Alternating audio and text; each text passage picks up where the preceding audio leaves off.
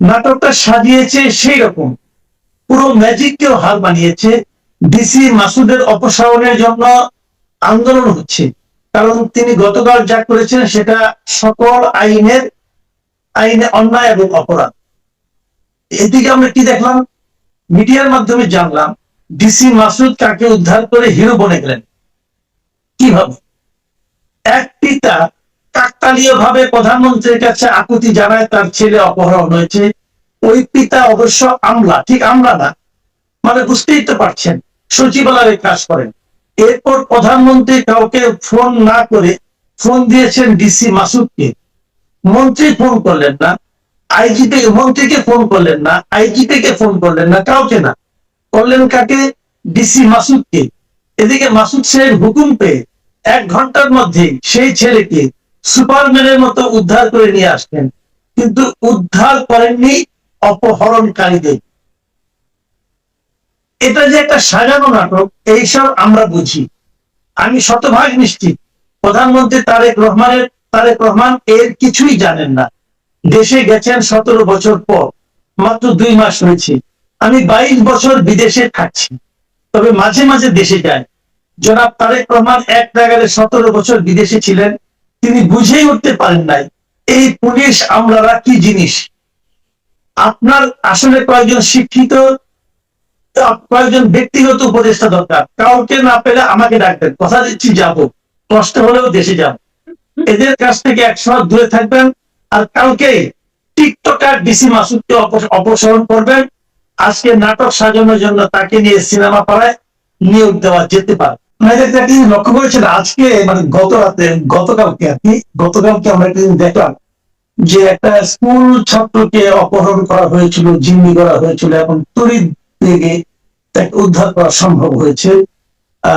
এবং সেখানে সরাসরি প্রধানমন্ত্রী তারেক রহমান হস্তক্ষেপ করেছেন এবং বলেছেন যে যত তাড়াতাড়ি সম্ভব যেন করা যায়। এবং এত বিদ্যুৎ বেগে এটা উদ্ধার করা সম্ভব হয়েছে যে আমরা আসলে একটু বিস্মিত হয়েছি, খুশিও হয়েছি। তো এটা একটা অবশ্যই ইতিবাচক ঘটনা, এটা নিয়ে আপনি বলবেন, কিন্তু তার আগে আমার একটা ছোট্ট প্রশ্ন আছে। প্রশ্নটা হলো এই যে প্রত্যেকটা স্কুল স্টুডেন্ট, সন্তান অথবা অন্য কোনো অপহরণের ঘটনা যদি ঘটে আমাদের সমাজে, সেক্ষেত্রে সবসময় তার সেই অপহৃত আত্মীয় স্বজনের পক্ষে প্রধানমন্ত্রীর কাছ পর্যন্ত পৌঁছানো সম্ভব নয়, অথবা প্রধানমন্ত্রীর দৃষ্টিগোচরও করা সম্ভব নয়, অথবা প্রধানমন্ত্রীকে এই কাজই করবেন তাও তো করতে পারবেন না।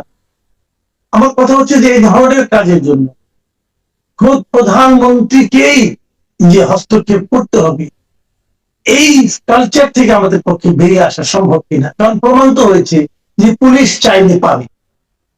আপনি এটা নিয়ে আপনার মূল্যায়নটা কি জানতে চাই? জি, অবশ্যই। একটা জিনিস আমরা একদম স্পষ্টত দেখতে পেয়েছি যে বাংলাদেশের যে আইন, আমরা সবসময় বলি যে বাংলাদেশে এই ধরনের যে কুইক কোনো ব্যবস্থা নেওয়া সম্ভব না, যেমন অপহরণ বা এই ধরনের যে কোনো কেসে, ধরেন মার্ডার কেস হোক বা যে কোনো ধরনের কেস হোক, সেখানে খুব স্লো আগায়। তো এখানে দেখলাম যে সাথে সাথে হয়ে গেছে। এখন এই যে সাথে সাথে হয়ে গেছে, এই জিনিসটা কিন্তু অনেক আশা তৈরি করেছে। আশা এভাবে তৈরি করেছে যে আমরা কিন্তু হঠাৎ করে দেখতে পেলাম যে বাংলাদেশেও সম্ভব এরকম, মানে একটা মানুষকে, একটা অপহরণ হয়ে যাওয়া মানুষকে খুঁজে বের করা খুব তড়িৎ গতিতে বাংলাদেশ পুলিশকে দিয়েও সম্ভব বের করা। সেটা তারা পারে যদি তারা চায়। এর আগেও কিন্তু আমরা দেখেছিলাম যে একজন যে মার্ডার করেছিলেন একজন যে গৃহকর্মী, সেটাও কিন্তু খুব তড়িৎ গতিতে বের করে আনা হয়েছিল। তো আজকের ঘটনাটা যেটা, সেটা একেবারেই আর কি বলতে পারেন যে যে উন্নত দেশগুলিতে যেরকম হয় সেরকম হয়। তো আমরা সবসময় ভেবেই নিয়েছি যে বাংলাদেশের মতো দেশের পক্ষে এই ধরনের কাজ করা সম্ভব না।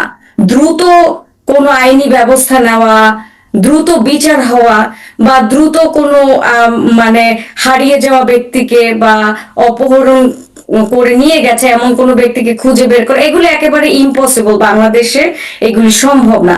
এত ঘন বসতিপূর্ণ বাংলাদেশ তো মানে খুবই খুবই কনজাস্টেড, এখানে কিন্তু খুঁজে বের করাও কঠিন। তো সেক্ষেত্রে এটা সম্ভব হয়েছে। কিন্তু এই সম্ভবটা কেন হয়েছে? কারণ পিএম ডাইরেক্ট তাকে বলেছে যে এটা খুব দ্রুত গতিতে সম্পন্ন করতে। তো এখন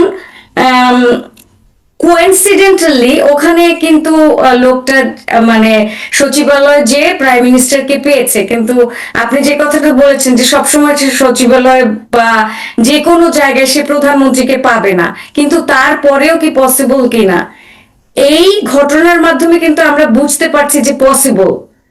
এখন প্রত্যেকটা ক্ষেত্রে যে প্রধানমন্ত্রী বলতে হবে সেটা তো কোনো কথা নেই, কিন্তু প্রধানমন্ত্রী বা তার যে নতুন সরকার, সেই সরকার যদি সব সময় এরকম আদেশ জারি করে রাখে যে যে কোনো ধরনের অন্যায় বা যে কোনো ধরনের এমার্জেন্সি পরিস্থিতিতে এটা করতেই হবে, মানে আমাদের তো আইনের ইমপ্লিমেন্টেশন নাই। বাংলাদেশে তো সকল আইন আছে কাগজে কলমে, সবকিছু কাগজে কলমে, কিন্তু এই কাগজের কলমে থেকে বের করে এনে আমাদেরকে ইমপ্লিমেন্ট করতে হবে, যে এনফোর্স করতে হবে যে আমরা কাজটা মূলত করছি এবং করতে পারে, বাংলাদেশ পুলিশ চাইলেও করতে পারে।